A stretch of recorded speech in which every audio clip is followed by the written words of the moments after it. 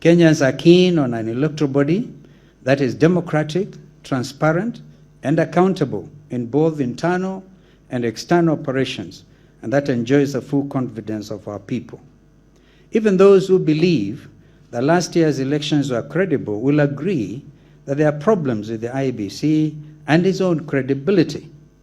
The so-called mix-up that led to postponement of gubernatorial elections in Mombasa and Kakamega last year is itself a manifestation of a problem with transparency, accountability, and professionalism at that body.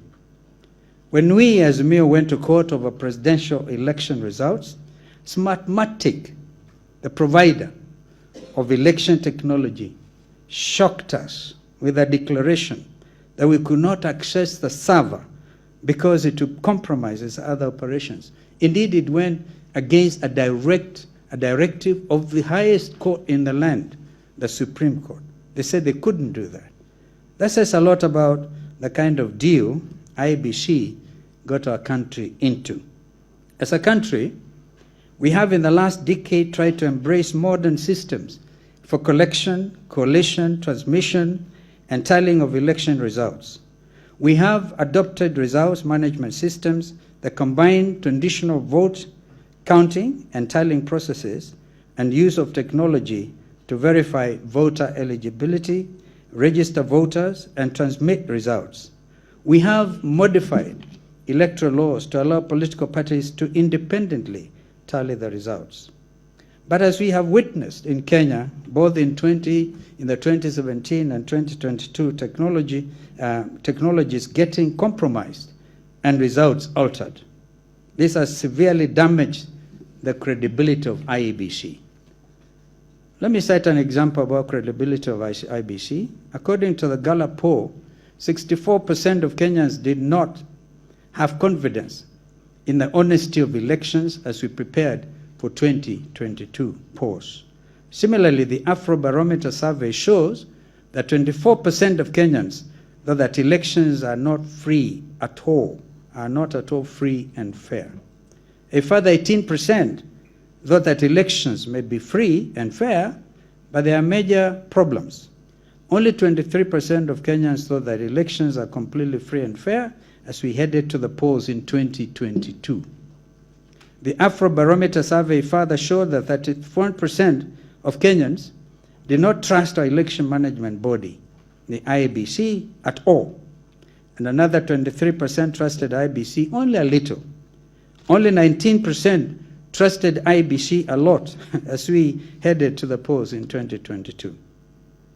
According to the Gallup poll, the percentage of Kenyans who have confidence in the honesty of elections declined from 58% in 2015 to only 35% in 2021. And please remember, even as the results, controversial as they were, 8 million Kenyans refused to vote out of those registered.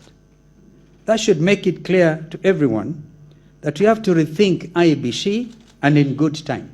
Time is, of course, Muriu, extremely of the essence. I submit that reconstitution of IEBC is a matter of grave national interest, and we should approach it as such. Another area under consideration at this forum is equally of great concern, not just to Azimio la Umoja One Kenya Coalition Party, but to our country as a whole. The growth or otherwise of our democracy is heavily dependent on the kind of election management body we evolve and the rules we put in place with regard to financing of elections. In our country, as elsewhere, we have seen that democracy can be on trial, but it can also be on sale. Both jeopardize the stability and progress of the nation. We have to agree that as a country, we have a money problem when it comes to elections.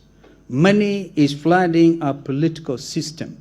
In the university, we used to say money has been poured. Okay? Money is enabling only a handful of billionaires to decide who becomes governor, who gets in to be a county assembly representative or member of parliament, and even decide who runs and who eventually sits at the State House as president. There are millions of ordinary Kenyans with wonderful and revolutionary ideas, progressive ideas, I call them, on how we can take our country forward. But those people are being locked out of politics or leadership because they have no capacity to raise massive campaign cash, make massive financial contributions. Indeed, we are seeing a resurgence of Arambi once again. They make massive financial contributions to political parties or candidates. They hire high-priced lobbyists, campaign experts, and lawyers that tilt the playing field in their favor. And so, such people sit back and become spectators because they see the democracy being on sale to the highest bidder. They see the system is already rigged by the moneyed. It gets worse when finances come from outsiders and with unknown and undeclared interest in the leadership of our country. This kind of development decreases the political participation that is a requisite part of our attempt at being a democracy.